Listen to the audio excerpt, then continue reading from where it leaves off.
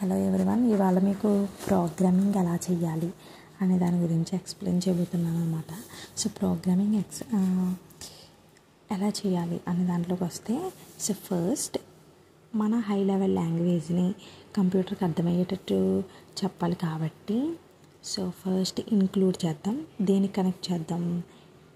stdio.h అంటే ఇది ఒక హెడర్ ఫైల్ అని చెప్పాను కదా, which is high level language నుంచి లో లెవెల్ లాంగ్వేజ్కి చేంజ్ చేస్తూ ఉంటుంది అనమాట. ఓకేనా? సో దట్ ఈజ్ ఫస్ట్ అనమాట header file. And another one is conio.h. ఇదేంటంటే ఈ అవుట్పుట్కి యూజ్ అవుతుందన్నమాట. ఓకేనా? సో ఏమైనా కాఫీస్ కానీ పెట్టేటప్పుడు యూట్యూబ్ వీడియోస్ ఎగ్జాంపుల్గా తీసుకుందాం. స్టార్ట్ చేయాలి కదా. ఫర్ సపోజ్ మీరు ఏమైనా కాఫీ పెట్టాలి అని అంటే ఫస్ట్ స్టార్ట్ చేయాలి. ఎండింగ్లో ఏం చేయాలి?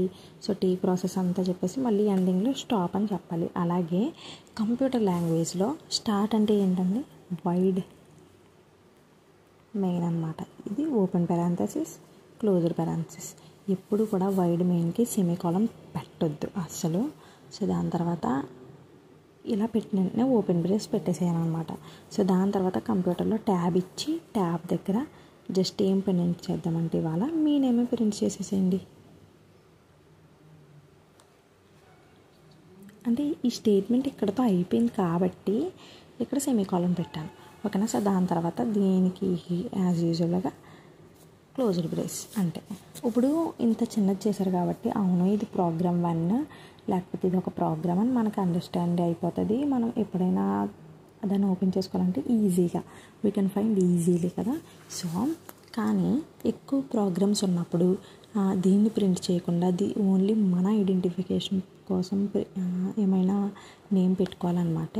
ఫార్వర్డ్ స్లాష్ పెట్టి యాస్టిక్ పెట్టి ప్రోగ్రామ్ 1 మళ్ళీ యాస్టిక్ ఫార్వర్డ్ స్లాష్ అనమాట. సో ఎలా అయితే ఎప్పుడైతే పెడతామో this is the purpose of for our identification అనమాట. ఇది ప్రింట్ చేయదు, జస్ట్ ఇందులో దీన్ని మాత్రమే ప్రింట్ చేస్తుంది. ఆఫ్ కోర్స్ మీరు stdio.hని కనెక్ట్ చేయలేదనుకోండి, అదేమనుకుంటుందంటే ప్రింట్ఎఫ్ అంటే ఏంటి అని ఎర్రర్ కింద చూపిస్తుంది. సో అందుకు మీరు కామెంట్ పెట్టుకోవాలి. stdio.h అంటే ఈ రెండింటిని కనెక్ట్ చేయాలి, వైడ్ మెయిన్ పెట్టాలి, సెమీకోలన్ అస్సలు పెట్టద్దు. దాని తర్వాత వెంటనే ఓపెన్ బ్రేస్. చూసారా మీరు 1 2 3 4 5 లైన్స్ ఈజీగా వచ్చేసింది. ప్రోగ్రామింగ్లో ప్రింట్ అప్ చేయండి. ఓకేనా?